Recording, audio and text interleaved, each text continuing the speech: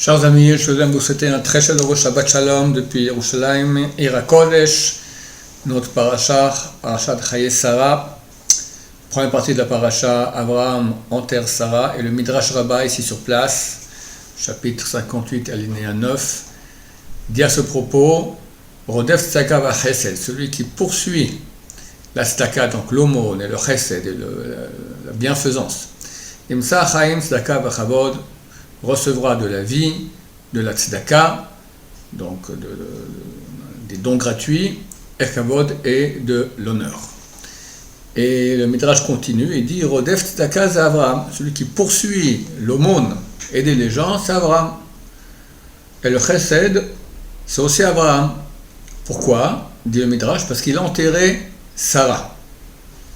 Et Dieu vient et lui dit Abraham Avinu, tu as pris ma façon de faire, parce que moi, Hachem, je suis Gomel Chesed, je fais du bien. Le début de la Torah, c'est du Chesed que Dieu a marié Adam. La fin de la Torah, c'est du Chesed que Dieu a enterré Moshe Rabbeinu.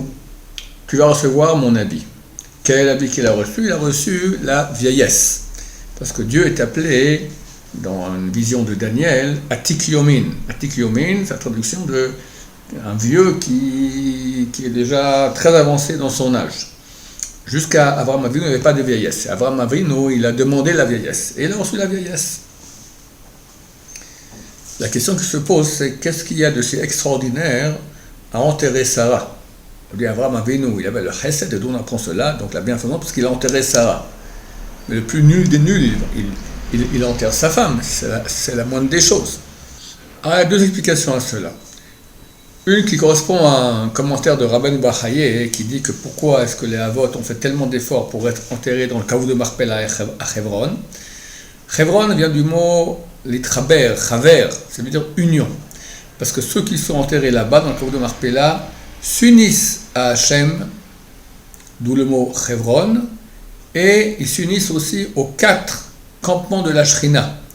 Hebron est appelé Kiryat Arba, le quartier des 4. Des 4 quoi? Alors, d'après le son simple, il y avait 4 couples, Adam et Chava, Abraham et Sarah, etc., tous les patriarches avec leurs femmes, ou d'après notre avis, 4 géants. Mais d'après le sens plus profond, ça correspond aux 4 campements de la Shrina. Et ceux qui sont enterrés là-bas, donc, se lient à la Shrina sous Kisakavod, sous le trône de gloire d'Hachem. Et ça a demandé beaucoup d'efforts de la part d'Abraham, donc on dit qu'il a un Baal Chesed. Autre explication. Quand nous faisons le chesed, très souvent, on le fait de façon naturelle, sans penser qu'on fait un chesed. Par exemple, pourquoi est-ce que nous mangeons? La raison profonde, c'est que si on ne mange pas, on va mourir d'inanition. Alors, on mange pour se nourrir, pour pouvoir continuer à vivre. Je demande à quelqu'un qui a mangé à midi, il va te dire, oui, pourquoi? Pourquoi? Ben, j'avais faim. Ou parce qu'il y avait quelque chose de bon à manger. Il ne va pas dire parce que je ne veux pas mourir.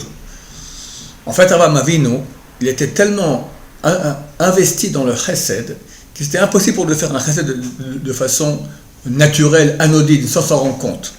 Donc quand il enterre Sarah, il fait tout ce qu'il fait pour acheter une tombe à Sarah, etc. Il ne fait pas de façon anodine parce que c'est ma femme et je dois l'enterrer. Là aussi, il a la kavana, l'intention très grande de cette grande mitzvah de chesed. Et voilà, chers amis, nous, les descendants d'Abraham Avinu, on voit que quand Abraham Avinu veut une femme pour son fils Yitzhak, il envoie Eliezer, et Eliezer va faire un examen à la candidate, un examen de chesed, d'abreuver les chameaux, etc. C'est le centre par lequel tout passe, le chesed. Alors nous, en tant que descendants d'Abraham Avinu, duquel son sang coule dans le nôtre, on doit aussi beaucoup se renforcer dans le chesed, faire du bien autour de soi sans cesse. C'est quelque chose de très très grand et Hachem aime cela et bien sûr, en fonction du chesed qu'on fait, il lui fait chesed avec nous aussi. Et bien sûr, comment c'est le chesed? Le chesed, pas aller aider la veuve et l'orphelin, aider dans notre couple, dans notre maison, s'occuper des enfants, s'occuper de son mari, le mari être gentil avec sa femme, avec ses enfants, etc. Les beaux-parents, ça c'est le chesed numéro 1 à faire. Il y a un travail énorme à faire dans ce domaine-là. Et je vous rappelle à ce propos que nous avons une rubrique de chesed sur notre site Maïl Ahava, il y a déjà 20 cours qui sont là-bas, donc je vous recommande beaucoup de le visionner pour nous renforcer, nous tous, dans le chesed.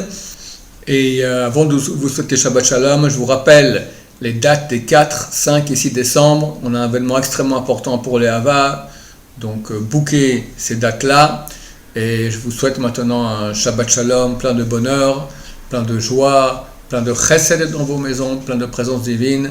Amen, va amen, Shabbat Shalom, on vous rach.